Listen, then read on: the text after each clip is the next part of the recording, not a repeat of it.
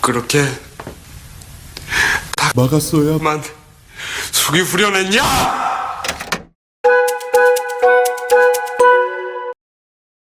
19일 정부는 안전인증이 없는 해외 직구 금지 추진 계획을 사흘 만에 사실상 철회했습니다. 정부는 지난 16일 어린이용 장난감, 의류 등 34개 품목과 전기생활용품 34개를 비롯해 생활화학 제품 12개 품목에 대해 KC 인증이 없는 경우 해외 직구를 금지한다고 발표했는데요. KC 인증이 없는 전기생활용품 등의 경우 국내 반입이 전면 금지된다는 의미로 해석됩니다. 정부의 발표가 나오자마자 직구를 애용하는 젊은 층을 중심으로 이번 조치에 크게 반발하는 목소리가 나왔는데요. 이 때문에 업계와 국민들은 미국, 유럽, 일본 등에서 안전인증을 받은 제품도 KC 인증을 받지 않으면 직구가 불가능하다는 허점을 지적하며 일각에서는 정부가 KC 인증 밀어주기를 하는 것이 아니냐는 의혹까지 제기됐습니다. 그러자 정부는 KC 인증은 현재도 민간 인증기관에서 시행하고 있다며 KC 인증기관을 비영리기관에서 영리기관으로 확대하는 것은 인증 서비스 개선 등 기업 애로사항 해소 차원일 뿐 해외 직구 대책과 관계없다며 진화에 나섰는데요. 강제성을 띠고 있는 국가통합인증제도가 이미 민영화됐다는 정부의 설명에 논란은 직구에서 KC 인증으로 옮겨붙는 모양새입니다.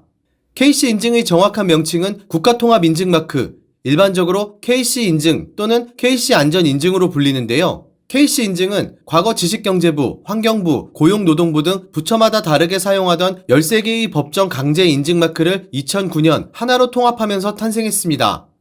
그동안 안전, 보건, 환경, 품질 등에 대해 비영리기관인 한국기계전기전자시험연구원이 인증 업무를 진행해 왔는데요.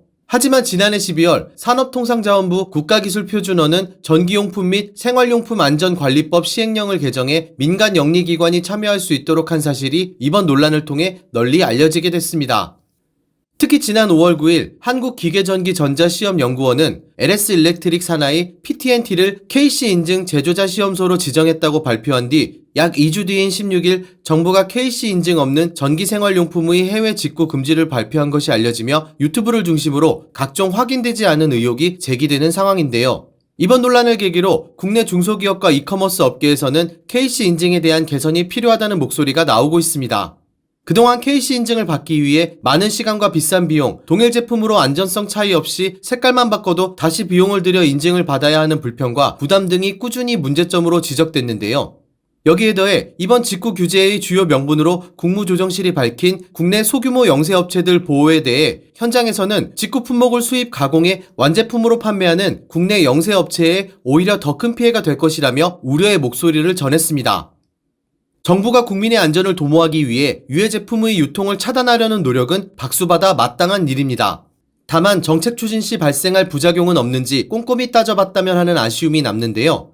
이번 경우 다른 나라에서 안전인증을 받은 제품도 단지 KC 인증이 없다는 이유만으로 국내 소비자들이 구입할 수 없거나 지금보다 비싼 가격의 제품을 구매해야 하는 경우가 생긴다면 각종 불만과 의혹이 제기될 수밖에 없습니다. 최근까지 국내 구입보다 저렴한 가격에 구입할 수 있었던 전기생활용품 등의 반입을 하루아침에 금지한다는 정부의 발표에 국민들이 크게 반발한 것도 이런 이유입니다. 당장 총선 이후 국민들은 환골탈태하는 쇄신을 바란다며 여론의 촉각을 세우고 있는 여당에서도 과도한 규제, 무식한 정책, 졸속 시행이라며 비판했는데요. 국민의힘 유승민 전 의원도 18일 자신의 페이스북을 통해 KC 인증 제도에 대해 공신력을 높이고 인증 비용을 낮추는 제도 개선이 필요하다고 주문했습니다.